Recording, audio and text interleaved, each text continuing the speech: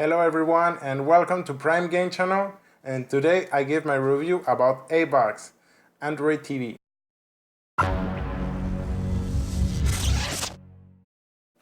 So at first it was really difficult to me to go ahead and buy one because I didn't know anything about Android TV. All I wanted is a Kodi player because I already have Kodi on my laptop, but I didn't want to have the big laptop next to the big TV.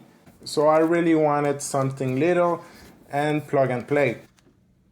So after a while, I finally made my choice and I went for ABOX because I mainly wanted a Kodi player already pre-installed with repos and video add-ons, even though I knew that in the future I needed to make update and look for new add-ons, but I really wanted something pre-installed and just easy plug and play and less than $100.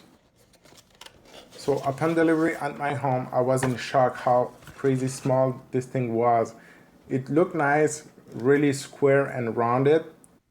In the side of the device, it has a micro SD port, two USB port, and in the back, it has a HDMI port, an Ethernet cable port, and the power wall plug. And the provided controller is nice. I like the color and the shape, and the way for it to recognize your TV is really simple. The instruction is on the back of the controller.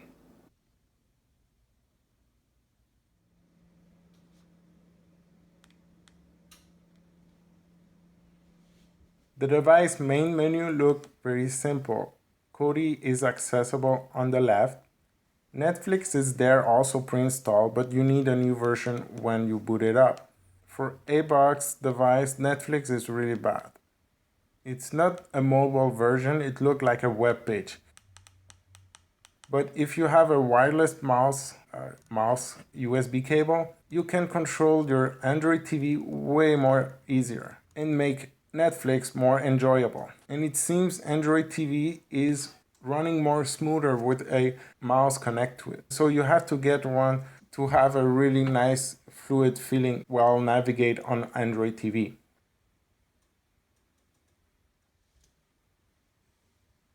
On Kodi, it's really nice. There's so many add-ons and video add-ons. But using the controller, navigation is really okay. It's kind of slow, but using a mouse is way easier. In the main menu, it also have a shortcut for cleaning the memory. It's really useful because RAM fills up really quickly, and that's bringing me on performance. ABOX is not a strong device with a total memory use of 810 megabytes of RAM, which is short to be 1 gigabyte of RAM on what it was supposedly advertised for this Android TV. Internal memory is 8 GB. If you need more, you can use a micro SD card for expansion or USB. But I guess 8 GB is really decent because all I do is streaming and it's not a gaming app device. And also, I really not sure about 4K display. I don't have a 4K TV, but seeing here in my output setting, it only goes at 1080p 60 Hz. And it also have HDR. So probably there is, but I don't see it. Maybe because I don't have a 4K TV and it doesn't show up. ABOX is a single processor with 64-bit Amlogic quad CPU as it's advertised for, and running on Android version 6.0.1 Marshmallow.